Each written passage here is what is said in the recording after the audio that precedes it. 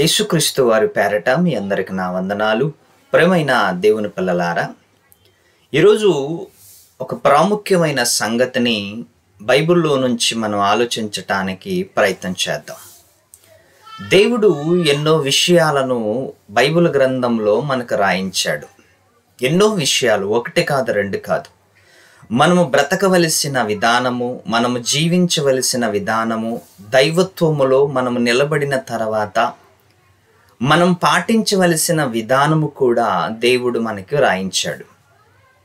అందులో ప్రాముఖ్యమైన సందర్భాన్ని రోజు మనం ఆలోచిద్దాం. ప్రాముఖ్యమైన సందర్భం అది ఏంటంటే ప్రియులారా, స్త్రీలకు సంబంధించిన విషయం, ప్రత్యేకంగా స్త్రీలకు సంబంధించిన విషయం.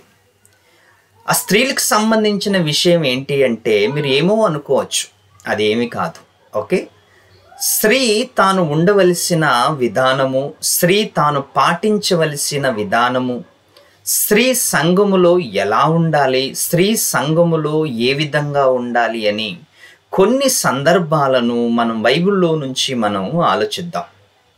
ఎందుకంటే ఈరోజు సంఘములో స్త్రీది చాలా ఒక గొప్ప పాత్ర. సమాజంలో, సంఘములో, కుటుంబములో, అన్ని ప్లేసెస్లో, అన్ని స్థలాల్లో స్త్రీకి ఒక ప్రాముఖ్యమైన పాత్ర ఉంది. మరి ఆ ప్రాముఖ్యమైన పాత్రను స్త్రీ ఏ విధంగా దాన్ని పోషిస్తుంది అన్న సంగతిని ఈరోజు మనం ఆలోచిద్దాం. ఎందుకంటే బైబిల్లో మనకి చాలా విషయాలు, బైబిల్ మనకి చాలా విషయాలు నేర్పింది. చాలా విషయాలు నేర్పినా అందులో కొన్ని విషయాలను మనము పట్టించుకోకుండా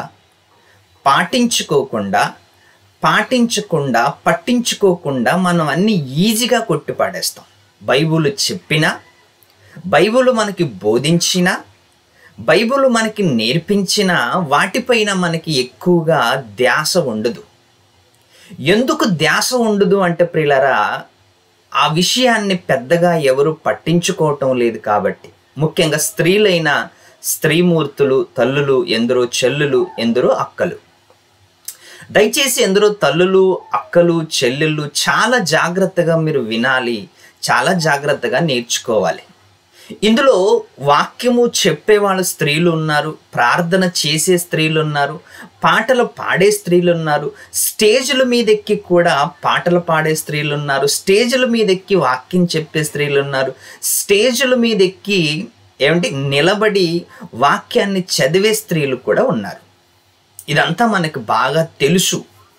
కానీ పాట పాడుతున్నప్పుడు, వాక్యము చదువుతున్నప్పుడు, వాక్యాన్ని చెప్పుతున్నప్పుడు, ఇవన్నీ జరుగుతున్న సందర్భంలో ఒకటి మర్చిపోతుంటారు ప్రియులారా.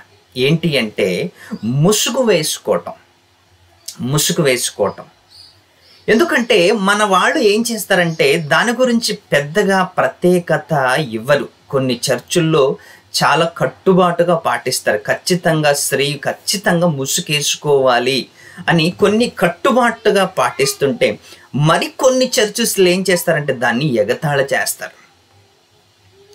చేస్తారంటే స్త్రీలు ఎగతాళి చేస్తారు. దాని గురించి అస్సలు పట్టించుకోరు.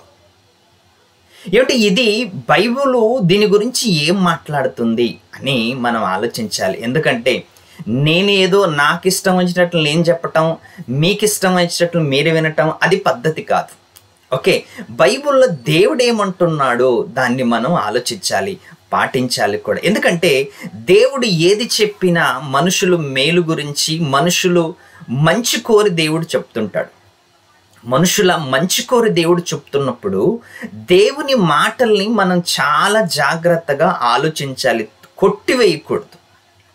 మరి ఈరోజు చాలామంది స్త్రీ తల్లులు నిజంగా బైబిల్లో ఉంటున్న మాటలు ఎంతవరకు అర్థమయ్యాయో నాకైతే తెలియదు. కానీ మరి బైబిల్ చేత పట్టుకొని బైబిల్ చదువుతున్నప్పుడు కానీ, బైబిల్ నేర్పుతున్నప్పుడు కానీ, ఎక్కడ చూసినా కూడా నేను చాలా పెద్ద సింగర్స్లను కూడా చూస్తుంటాను పాటలు పాడేటప్పుడు. మంచి పాటలు పాడుతుంటారు కానీ దేవుడు చెప్పిన విధానాన్ని మాత్రము పాటించటం లేదు. స్టేజ్ల మీద ఎక్కి పాటలు పాడుతుంటారు, స్టేజ్ల మీద ఎక్కి వాక్యాన్ని చెప్తుంటారు, కానీ దేవుడు చెప్పింది మాత్రం పాటించటం లేదు. నువ్వు ఎంత చెప్పినా, నువ్వు ఎంత పెద్ద స్టేజ్ ఎక్కినా, ఎంత అనర్గళంగా మాట్లాడినా, దేవుడు చెప్పింది నువ్వు పాటించకపోతే ఏం లాభం చెప్పు? అంటే సమాజానికి చూపించేది ఒకటి, నువ్వు చేసేది ఒకటా? అందుకే నువ్వు స్టేజ్ ఎక్కుతున్నప్పుడు నువ్వు చూసుకోవలసింది ఒకటే, నువ్వు పాట పాడుతున్నప్పుడు చూసుకోవలసింది ఒకటే, నువ్వు బైబిల్ చదువుతున్నప్పుడు నువ్వు చూసుకోవలసింది ఒకటే, నా తల మీద ముసుకుందా లేదా, తల మీద ముసుకుందా లేదా అని నువ్వు ఖచ్చితంగా చూసుకోవాలి. అలా చూసుకోకపోతే నీ తలని అవమానించినట్లు అని బైబిల్ చెప్తుంది. జాగ్రత్త. నీ తలని అవమానించినట్లు. ఒకవేళ నీ తలని అవమానిస్తున్నావు అంటే ఇంకా నీవు ఏ స్థాయిలోకి ఎదిగావో ఒక్కసారి మనం ఆలోచించుకోవాలి ప్రియులారా.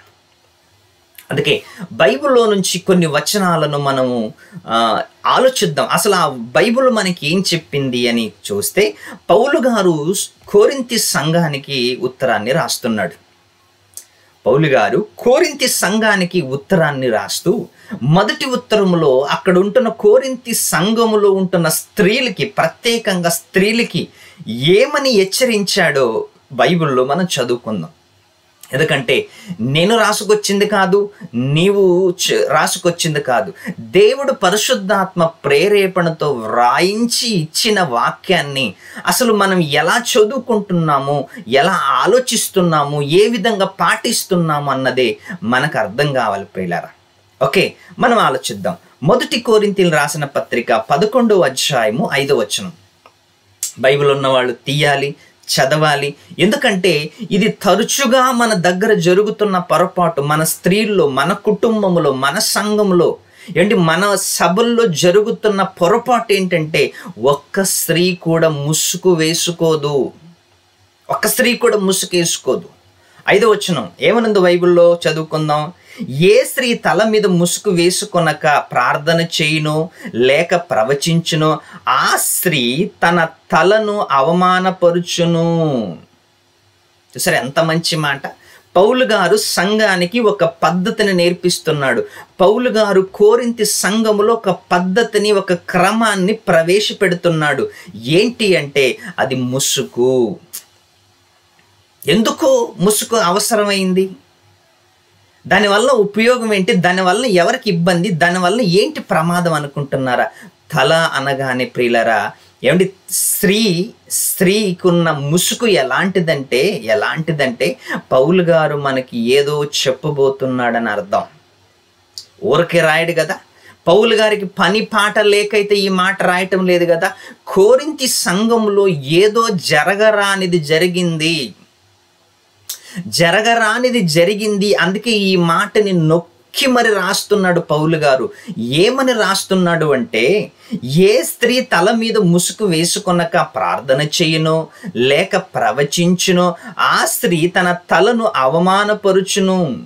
ఎలానగా అది ఆమె క్షౌరము చేయబడినట్లుగానే ఉండును. ఎలానగా అది ఆమెకు క్షౌరము చేయబడినట్లుగానే ఉండును. నువ్వెందుకు ముసుగు వేసుకోవాలి? ఎప్పుడెప్పుడు వేసుకోవాలంట? ఏ స్త్రీ ముసుగు వేసుకొనక ప్రార్థన చేస్తున్నప్పుడు. చూసారా, చాలా సంఘాలలో ప్రార్థన చేస్తుంటారు కానీ ఏ స్త్రీ తల మీద ముసుకుండదు. చాలామంది మంచి ప్రసంగాలు చెప్తుంటారు, మంచి వాక్యాలు చెప్తుంటారు, నిలబడి స్టేజ్ మీద అనర్గళంగా మాట్లాడుతుంటారు, కానీ ఏది వేసుకోరు? ముసుగేసుకోరు. అలా ముసుగు వేసుకోకపోతే, ఒకవేళ నీకు అలవాటు లేకపోతే ఒక పెద్ద దుప్పటతో తెచ్చి తల కట్టుకోవాలి. ఇంకంతే. ఒక్కసారి ఆలోచించండి. ఇన్ని క్రమాలు పాటిస్తున్న నీవు, ఇన్ని పాటలు పాడుతున్న నీవు, ఇంత వాక్యము చెప్తున్న నీవు కనీసం ముసుగు వేసుకోలేకపోతున్నావంటే నువ్వేం వాక్యం నేర్చుకున్నావు? నీవేం ఇతరులకు బోధిస్తున్నావు? నీవేం పాట పాడుతున్నావు? నీ పాట దేవుడు ఏం యాక్సెప్ట్ చేస్తాడు? దేవుడు రాయించిన దాన్ని పాటించకుండా, దేవుడు చెప్పిన దాన్ని పాటించకుండా నీకు ఇష్టానుసారంగా నువ్వు పాటిస్తే, నీకు ఇష్టానుసారంగా నువ్వు వాడుకుంటే దేవుడు ఎలా యాక్సెప్ట్ చేస్తాడు నీ పాటని? ఏమంటున్నాడు? ఏ స్త్రీ ముసుగు వేసుకొని ఎడల ఆమె తల వెంట్రుకలు కత్తిరించుకొనవలెను. కింద 6వ వచనంలో ఏమంటున్నాడు? ఏ స్త్రీ ముసుగు వేసుకొనని ఎడల ఆమె తల వెంట్రుకలు కత్తిరించుకోవలెను. నీకు ముసుకేసుకోవటం అంతగా ఇబ్బందిగా ఉంటే, నీకు ముసుకేసుకోవటం అంతగా బాధగా ఉంటే నువ్వేం చేయాలంట? శుభ్రంగా కటింగ్ చేయించుకోవాలంట. శుభ్రంగా కటింగ్ చేయించుకో.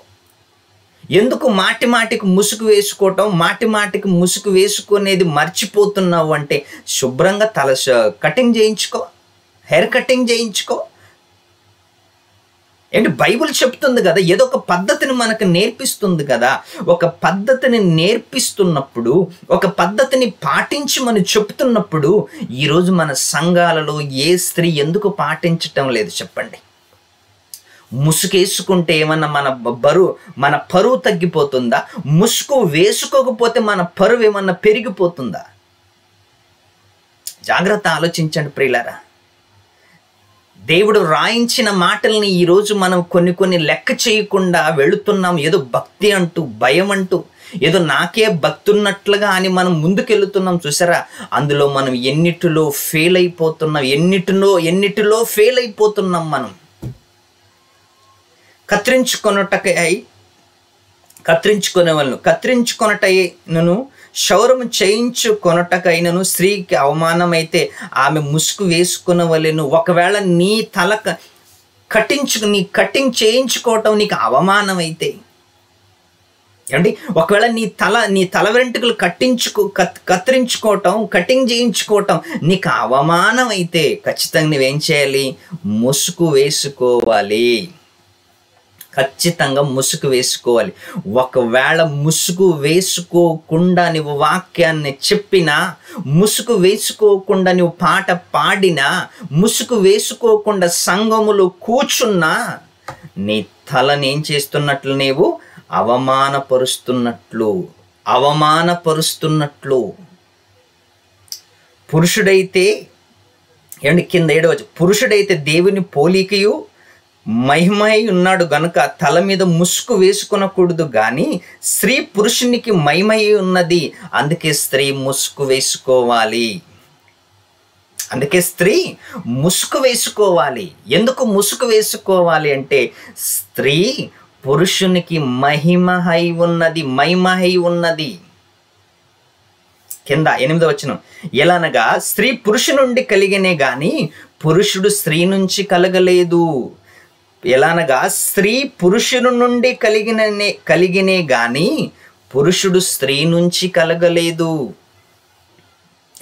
ఎక్కడ ఈ మాట మనం వెళ్ళిపోవాలి? ఈ మాట మనకి ఎక్కడ గుర్తుకొస్తుంది తెలుసా? ఆదాములో నుంచి అవ్వని దేవుడు తీశాడు. తన ఎముకలలో ఎముక, మాంసములో మాంసము, నరుని నుండి తీయబడిన నారి అని పిలువబడ్డది స్త్రీ. అలాగని స్త్రీని తక్కువ అంచనా వేయకూడదు. బైబిల్ కూడా స్త్రీని ఎప్పుడు తక్కువ అంచనా వేయలేదు.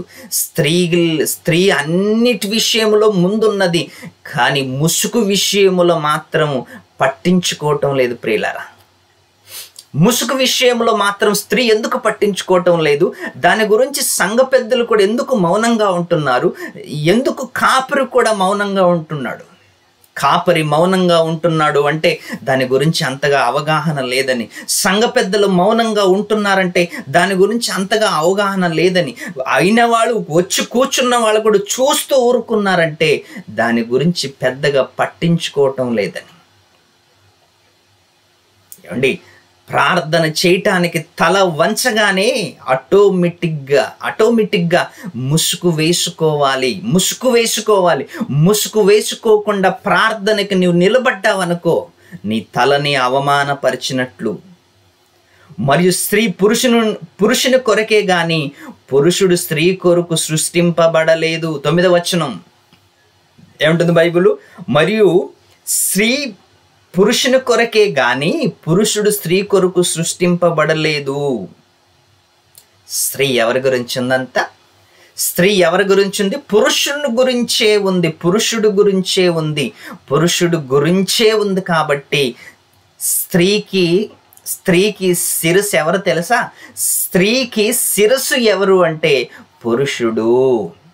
స్త్రీకి శిరస్సు ఎవరంటే పురుషుడు. స్త్రీకి శిరస్సు అంటే తల.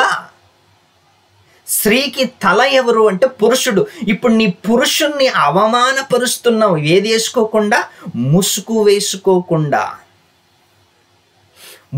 వేసుకోకుండా నీ పురుషుణ్ణి అవమానపరుస్తున్నావు. ఒకసారి ఆలోచించండి ప్రియులారా. అది కొరింథీయులకు రాసిన పత్రిక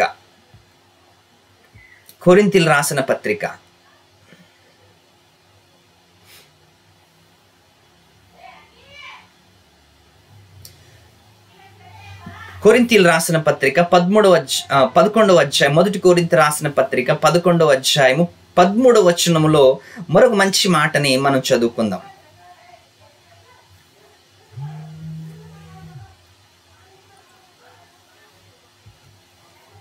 13వ వచనంలో చదువుకుందాం. ఒక మంచి మాటని బైబిల్లో దేవుడు రాయించాడు. మీలో మీరే యోచించుకొనుడి, స్త్రీ ముసుగు వేసుకోలేని దేవుని ప్రార్థించుట తగునా? ఒకవేళ స్త్రీ ముసుగు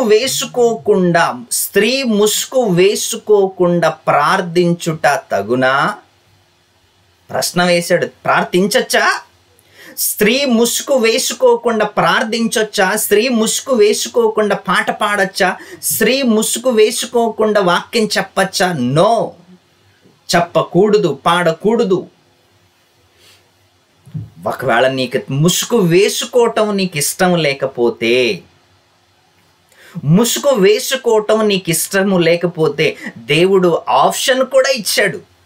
అలానే దేవుడు జాలి కలిగినోడు కదా, దయ కలిగినోడు కదా. పాపం ఎంత కఠినంగా మరి ఉంటే ఎక్కడ మనుషులు, ఎక్కడ స్త్రీలు బాధపడతారేమో అని దేవుడు ఆప్షన్ కూడా ఇచ్చాడంట. ఒకవేళ నీవు ముసుగేసుకోవటం నీ వల్ల కాకపోతే ఏం చేయమంటున్నాడు?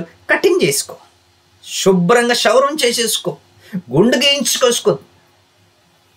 గీయించుకో, చిన్నగా కటింగ్ చేసేసుకో, బేబీ కటింగ్ చేసుకో. అలా అని తల ముసుగు వేసుకోకుండా నీవు చేయకూడదు అంటున్నాడు. ఏమని? మీలో మీరే యోచించుకోండి. పౌలు గారు ఏమంటున్నాడు? మీలో మీరే యోచించుకోండి. స్త్రీ ముసుగు లేనిదే దేవుని ప్రార్థించుట తగునా? ముసుగు లేనిదే స్త్రీ ప్రార్థించుట తగునా? పురుషుడు తల వెంట్రుకలు పెంచుకొనుట అతనికి అవమానమని స్వభావం సిద్ధముగా మీకు తోచును గదా. స్త్రీ తల వెంట్రుకలు పెంచుటగా స్త్రీ తల వెంట్రుకలు పెంచుకుంటుంది. కానీ తల వెంట్రుకలు పెంచుకున్న తర్వాత గనుక ఆమె తల వెంట్రుకలు పెంచుకున్నట ఆమెకు ఘనము.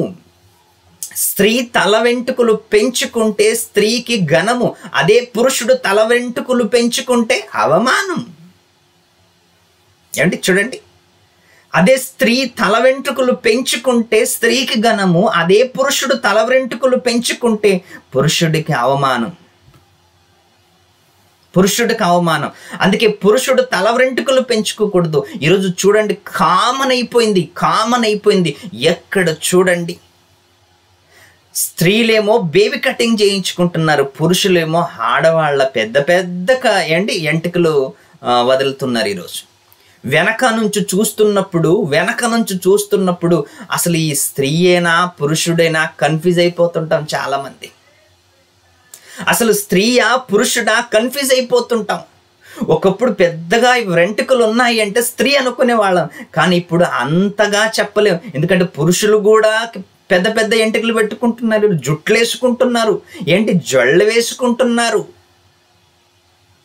స్త్రీ చేయవలసిన కార్యక్రమాలు పురుషుడు చేస్తున్నాడు. ఈరోజు ఎంత నీచంగా దిగజారిపోయింది. ఈరోజు ఏమైనా చెప్పటానికి వెళ్తే ఫ్యాషన్ అంటున్నాడు. ఫ్యాషన్ ఏంట్రా? ఫ్యాషను చర్చిలోకి వచ్చి నువ్వు ఫ్యాషన్ చేయటానికి వచ్చావా? చర్చిలో వస్తున్నావు, తల దించుకొని ప్రార్థన చేస్తున్నావంటే అది ఫ్యాషన్ కాదు. దేవునికి నువ్వు ప్రార్థన చేస్తున్నావు. ఆలోచించండి ప్రియులారా, దేవుడు ఎంత చక్కటి మాటలు మనకు రాయించినా కూడా వాటిని ఇంకా మనం పట్టించుకోలేకపోతున్నామంటే ఒక్కసారి మీరు ఆలోచించండి. దేవుడు మనకు రాయించిన గ్రంథములో మాటలు ఎన్నిసార్లు చదువుకున్నా మనం ఎందుకు పట్టించుకోవటం లేదు, ఎందుకు పాటించటం లేదు? స్త్రీ ముసుగు వేసుకోవాలి. చాలామంది చాలా సభల్లో మాట్లాడుతూ పెద్ద పెద్ద స్పీకర్లుగా ఎదుగుతూ పెద్ద పెద్ద వాక్యోపదేశకులుగా ఎదుగుతున్న వాళ్ళే స్టేజ్ మీద చెప్తున్నప్పుడు, స్టేజ్ మీద మాట్లాడుతున్నప్పుడు ముసుగు లేకుండా వాక్యాన్ని చెప్తున్నారు అంటే తలని ఆల్రెడీ అవమానపరిచారని అర్థం. తన తలని ఆల్రెడీ అవమానపరిచారని అర్థం. సంఘములో కూడా ఎంతో మంది స్త్రీలు ముసుగు వేసుకోకుండా పాట పాడుతుంటారు, తలని అవమానపరుస్తూ పాడుతుంటారు. మన బజార్లో మన భర్తని ఎవరైనా అవమానపరిస్తే తట్టుకుంటామా? మనం తట్టుకోలేము. ఎవరైనా మన భర్తని అవమానపరిస్తే మనం తట్టుకోలేనప్పుడు ఇండైరెక్ట్గా నువ్వు ముసుగు వేసుకోకుండా నువ్వు అవమానపరుస్తున్నావు కదా, ముసుగు వేసుకోకుండా అవమానపరుస్తున్నావు. ఇది బైబిల్ బోధ. సమాజంలో నీ భర్తని అవమానపరిస్తే నువ్వు తట్టుకోలేవు, అది బహిరంగ బోధ. ఇది బైబిల్ బోధ. నీ పురుషుడు నువ్వు గౌరవించాలి అంటే, నీ పురుషుని నువ్వు గౌరవిస్తున్నావు అంటే ముందు ముసుగేసుకోవాలి.